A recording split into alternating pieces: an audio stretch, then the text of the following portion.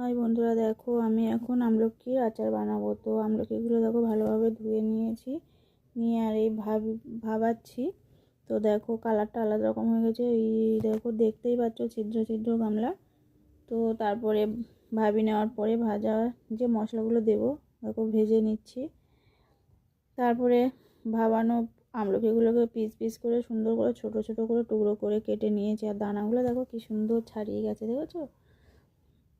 যাই হোক, তো এবার কড়াইতে সামান্য একটু তেল দিয়ে লঙ্কা আমার ওখানে ভেজেছি, বেশি হয়ে যাবে বলে ফোড়নে দিয়েছি। আর ওই যে ভাজা মশলাগুলো সেটা দিয়ে দিলাম। ওর মধ্যে আছে কিন্তু মেথি, পাঁচফোড়ন, জিরে, ধনে, মানে মৌরি সব রকমের দিয়ে একটা পেস্ট করা আছে।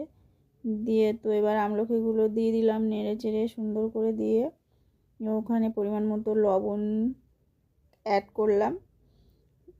তো লবণটা দেওয়ার পরে আবার একটু হলুদের গুঁড়ো দিলাম, দিলে কি সুন্দর একটা কালার আসবে দেখবে। তো দেওয়ার পর খানিকক্ষণ নাড়াচাড়ার পরে দিয়ে দিলাম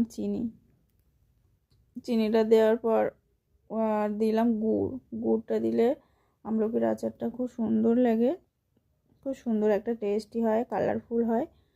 তো দেখো আমলকির জল, গুড়ের জল, চিনির জল একসঙ্গে ফুটে ফুটে কত জল বেরিয়ে গেল। তো মশলাগুলো দেওয়ার পরে দেখো শেষমেশ আমার আচার এই বানানো।